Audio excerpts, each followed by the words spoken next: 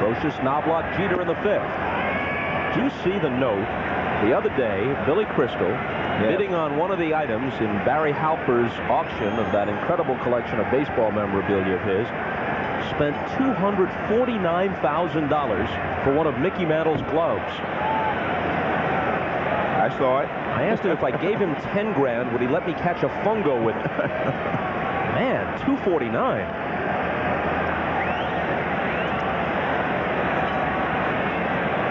I think my first glove actually cost $2.49 at Woolworth's. Not more than that, not much more, I'll tell you. Get a baseball glove when I was a kid for a good glove for 15 bucks. Yeah, 10 to 15. Of course, Mantle hadn't used it. Zeal, who committed 25 errors this year, makes the play and throws Brocious out. Well, here's Knobloch, a Gold Glove winner with the Twins in '97, who led Major League second baseman in errors this year with 26. As a former second baseman, how do you explain his decline? Well, he won a Gold Glove the year before he came to New York. And I don't understand it. I've never seen him have problems throwing until the last couple of years.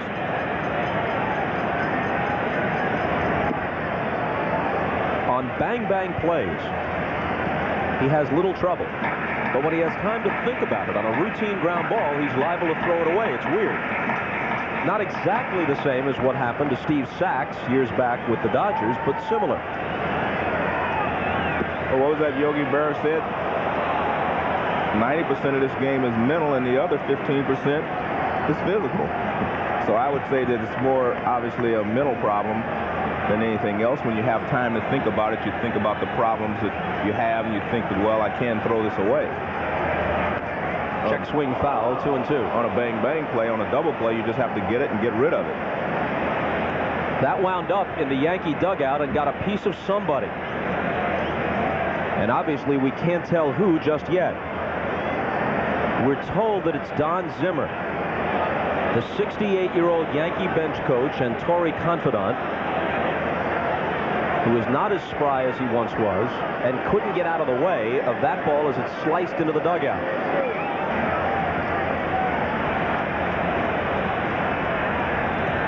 Now Seeley back to work and missing inside the Knobloch, full count. Jim Gray will get on top of this situation for us. Torrey with Stottlemyre. And we'll get a report on Zimmer's condition as soon as we possibly can. Now the payoff. Bounce to the left side. It comes up nicely for Clayton, who throws Knobloch out. Knobloch seemed to be very upset as he was going back. Upset not so much about making an out, but about what that check swing liner off his bat may have done to Don Zimmer.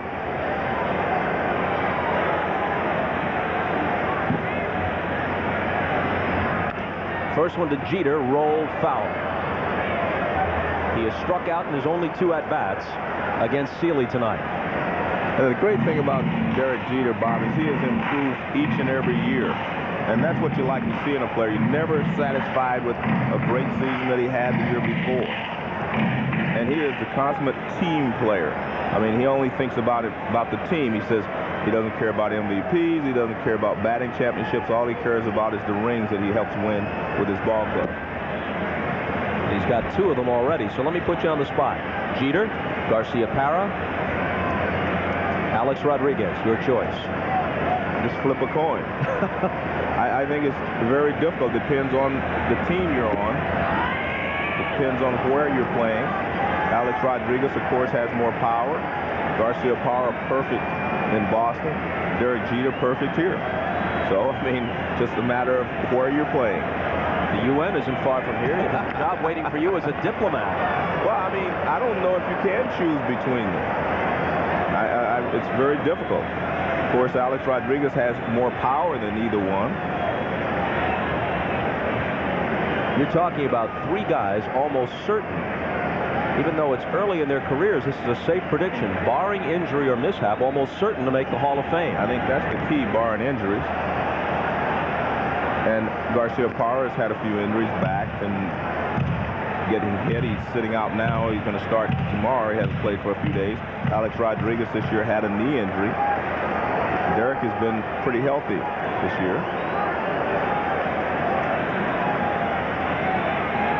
Seeley's 1-2 pitch to him.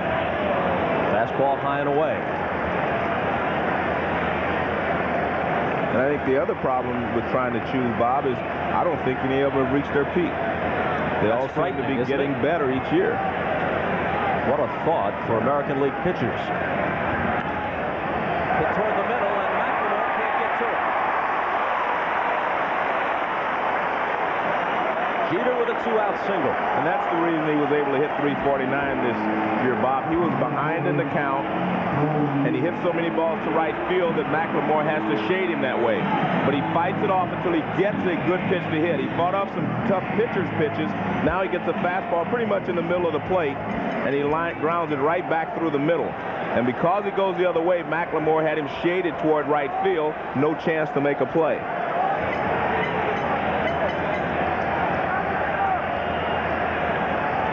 Seeley's 0-1 pitch to O'Neill. Tapped foul at the plate. You see, Ivan Rodriguez took his bare hand, tried to flip it in front of the plate, hoping that Jim Joyce wouldn't see that.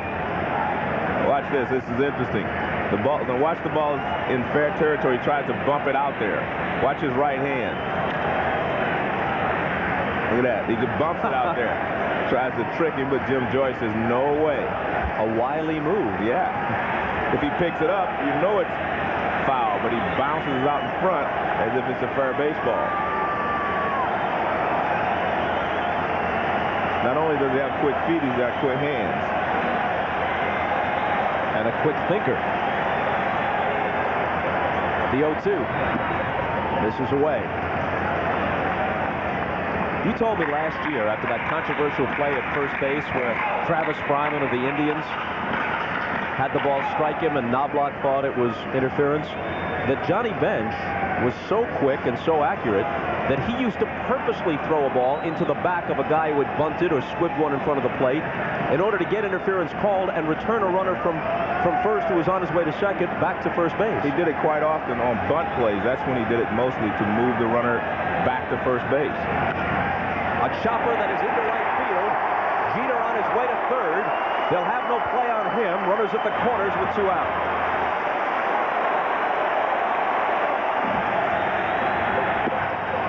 That one's in there, 0-2. Well, there's the pitch that he's made a lot of hay on tonight. I mean, he's made some quality pitches with this backdoor curveball. And again, most of the left-handed hitters are going to give up on it. See, it starts way outside, then it breaks right over the outside corner.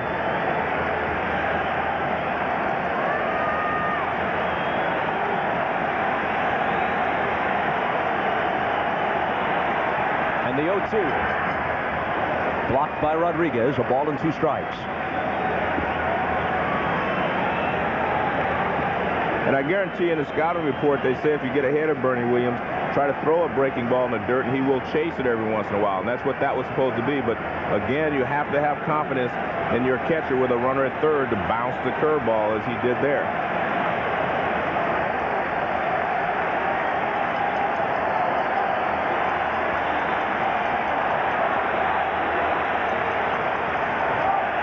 And the 1-2. Rodriguez thought they had Williams struck out. So did Seeley. Jim Joyce's opinion is the one that counts, and he didn't agree. Well, you can watch Seeley's reaction. He starts this ball off the plate, and he thinks it breaks over the outside corner, and Seeley starts off. And a pretty close pitch.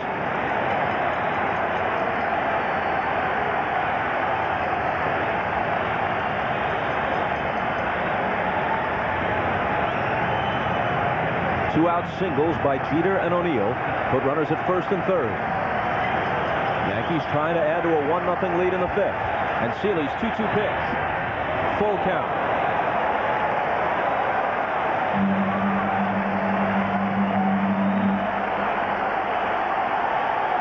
Well, he's thrown him a lot of breaking balls, so quite naturally you say, well, I should be able to sneak the fastball by him.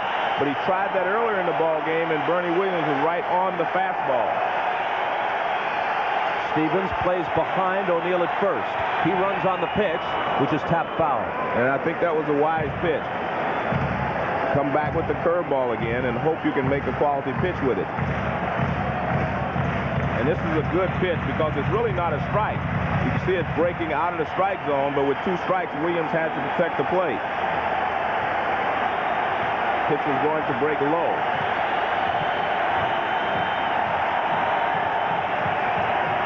Another 3-2 pitch. A drive to center. Goodwin started in, now goes back. And won't get to it. Off the face of the wall.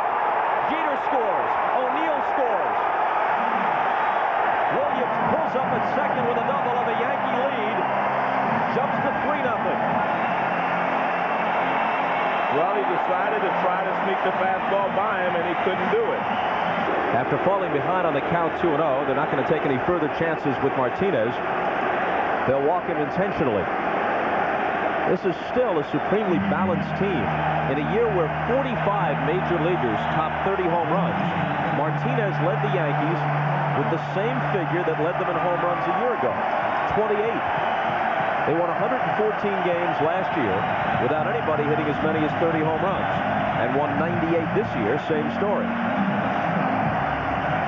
But they have definitely had 2 guys to step up and lead them this year.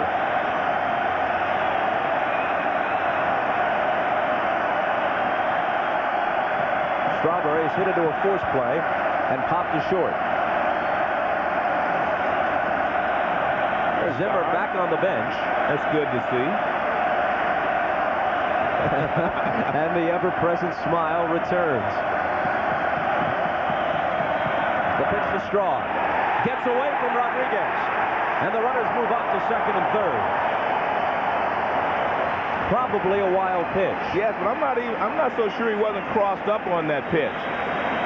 Because Rodriguez, he doesn't go to block it. See? I think he was crossed up. I think he was expecting something else. Because usually he gets down on that ball, even if he doesn't catch it, he's able to block it. But I believe he was expecting another type of pitch and didn't get it. And now they're going to walk Darryl Strawberry. The flickering chances of the Rangers will be just about snuffed out. The Yankees are a base hit away from breaking this open. Ball 1.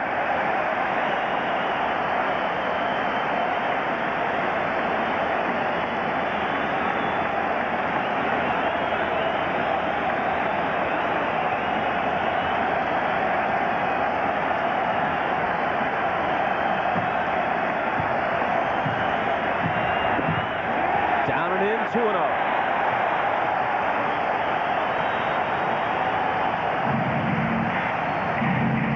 All of this with 2 out. Single by Jeter, single by O'Neill, double from Williams. Intentional walks to Martinez and Strawberry with a wild pitch in between.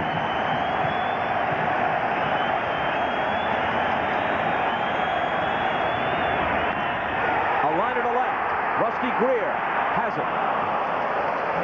The Yankees score 2 and leave 3, and after 5, they lead Texas 3-0.